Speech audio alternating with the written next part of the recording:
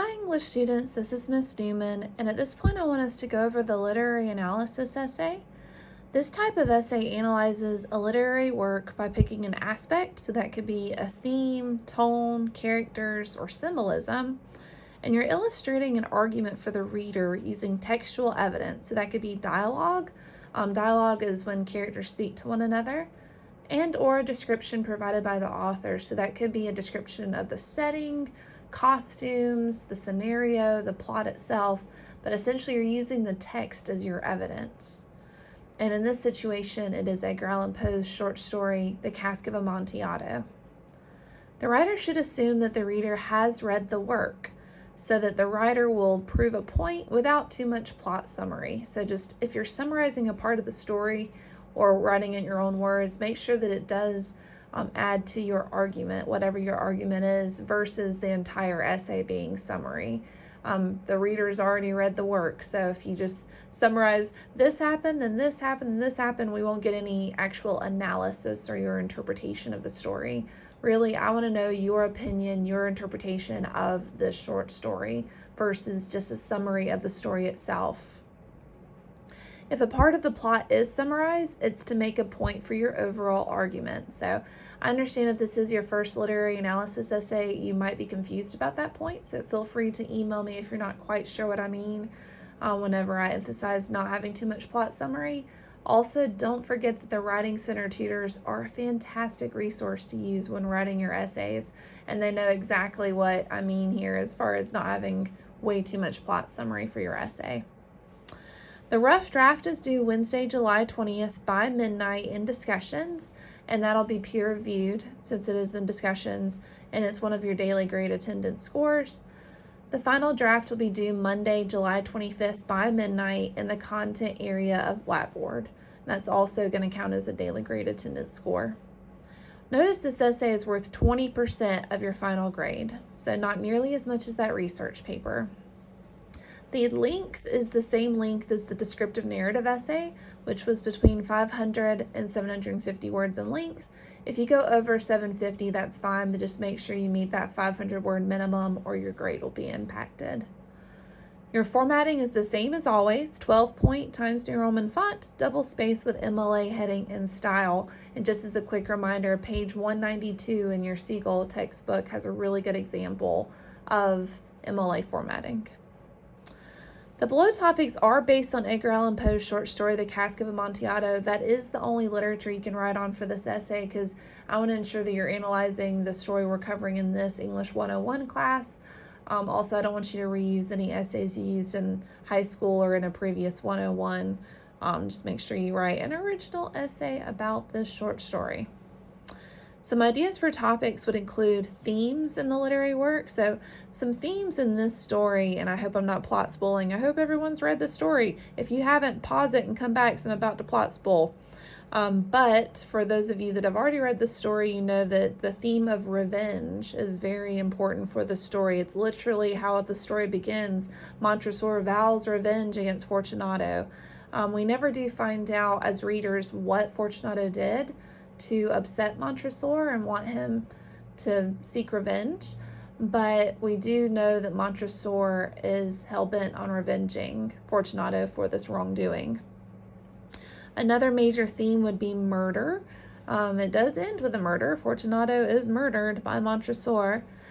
Also, alcoholism. The Amontillado is a type of wine, and Fortunato is a wine connoisseur and an alcoholic, and the prospect of drinking Amontillado actually leads him to his death because he's willing to go into these catacombs and trust Montresor completely, but it is also because he's tempted by the alcohol itself. So it is definitely a metaphor for alcoholism and what it can lead you to. Tones are more the emotions that you get from the literature. So Poe has the same tones in all of his short stories. They're very dark, they're macabre, they're very spooky. They're kind of like the Halloween stories that first started off literature. So that's some examples of tones. Foreshadowing is whenever an author hints at how the story is going to end. So there's several hints that Fortunato will die by the end of the story. One of the hints is whenever he says, "I shall not die of a cough," and then Montresor says, "True, true." Montresor already knew that Fortunato would die in a very specific fashion, so that's a foreshadowing hint that Poe included in the story. Another thing is the setting itself. They are surrounded by bones. This is a family crypt that Montresor has taken him into. So there's piles of bones everywhere. Bones are obviously major hints that they're walking into his death. But there's several hints as far as the coat of arms with the snake biting into the heel. And I can go on and on about the foreshadowing. There's so many examples of foreshadowing within the story as far as hints on what's going to happen in the end. So that's a very popular topic that students often choose.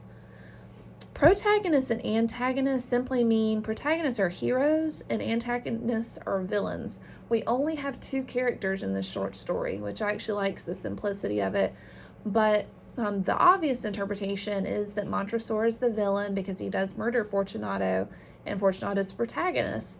But some students have argued in essays and have been really insightful that we don't know what Fortunato did to cause Montresor to want revenge. So some have theorized that maybe Lady Fortunato, the wife of Fortunato, was once Montresor's wife or girlfriend. Another theory is that he might have stolen wealth from Montresor. Also, Fortunato is an alcoholic, and his pride does lead him to his death. Notice Lucchese, he's another wine connoisseur.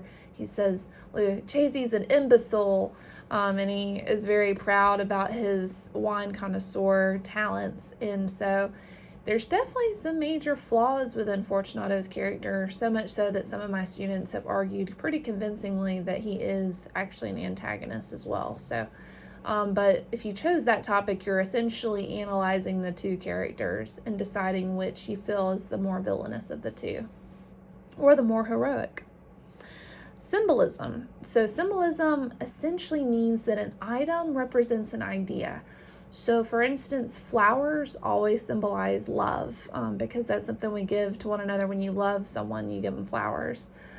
So for that example, a major symbol within this story would be bones. Bones always symbolize death, and they are surrounded by bones in these catacombs. Another symbol would be the Amontillado itself. It is wine, and it symbolizes alcoholism or addiction. It's the thing that he's constantly seeking. Fortunato is seeking this Amontillado. So it's one of those situations you can clearly see the connection between the two. The carnival itself is symbolic of things are not as they seem. There's a carnival, a party happening above the catacombs, and you would never know it because, of course, there's the murder plot happening. So just like Montresor is smiling, but he's smiling at the thought of the revenge he's going to have for Fortunato, the carnival is the scene where everyone will be smiling and laughing and dancing and having a good time, but it hides the sinister murder plot all while happening above. So symbolism is another very popular topic, and if you want to structure it in a very easy way, it would be the introduction, 3 symbols, and a conclusion. Same thing with foreshadowing. You could do introduction, 3 examples of foreshadowing, conclusion. If you're analyzing the characters, 3 aspects of one of the characters, whether that's Montresor or Fortunato, and the conclusion. So just to remind you that you will still have to do the 5-paragraph structure, but you're essentially putting your analysis into that format and that organization. So as always, there's the final draft late submission rule, so just make sure you turn in your final draft on July 25th and you won't have to worry about any deductions. All of your final drafts are going to be graded using the same grading rubric I always use. No surprises there, and they're also scanned with anti-plagiarism software. I want to emphasize for this essay, I do not want any outside sources. I want to know your interpretation of this literature. So please don't be tempted to look up analysis on the short story. I just want to know what you thought about it as a reader, not what SparkNotes thought about it. I want to know what you think about it. So just to remind you that I am using plagiarism checkers, so if you use anything online, I will know about it. So please just use your own original ideas. I also have a spot for brainstorming and outlining, so please let me know if you have any questions. Don't forget the Writing Center can help you through this as well, and I hope you have a fantastic day. Thanks. Bye.